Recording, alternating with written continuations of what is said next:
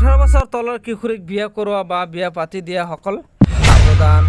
কাজী পূজাৰী কোনো হাৰি নাযাব। আকৌ আৰম্ভ হ'ব বাল্য বিবাহ বিৰোধী অভিযান। বাল্য বিবাহ কৰোৱা সকলক বিচাৰি ধৰিব আৰক্ষীয়ে। মুখ্যমন্ত্ৰী কঠোৰ নিৰ্দেশ। মুখ্যমন্ত্ৰীয়ে কি কঠোৰ নিৰ্দেশ দিছে বাল্য বিবাহৰ ওপৰত?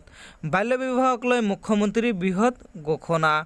বাল্য বিবাহক লৈ মুখ্যমন্ত্ৰীয়ে কি ঘোষণা কৰিছে শুনি লওঁ আহক। মই প্ৰতি ছমাহৰ মূৰে মূৰে চাইল্ড মেৰেজৰ লগত জড়িত লোকসকলক আমি গ্ৰেপ্তাৰ কৰোঁ, আইনৰ ওচৰলৈ লৈ যাওঁ।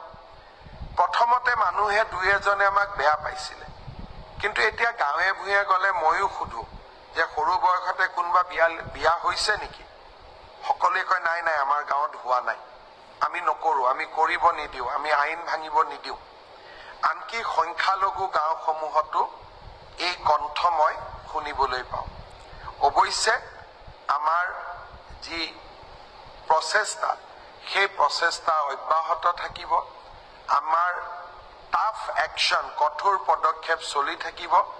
নৱেম্বৰ ডিচেম্বৰ মাহত আমি আৰু এবাৰ এনেকুৱা শিশু কম বয়সতে বিয়া দিয়া ব্যক্তিসকলৰ বিৰুদ্ধে বা বিয়া কৰোৱা ব্যক্তিসকলৰ বিৰুদ্ধে আমি আকৌ এবাৰ ব্যৱস্থা হাতত ল'ম। মই DGP মহোদয়ক ইতিমধ্যে নিৰ্দেশ দিছোঁ যে প্ৰাথমিক সমীক্ষা আপুনি আৰম্ভ কৰক। নৱেম্বৰ ডিচেম্বৰ মাহত আমি আৰু এবাৰ ব্যৱস্থা হাতত ল'ম।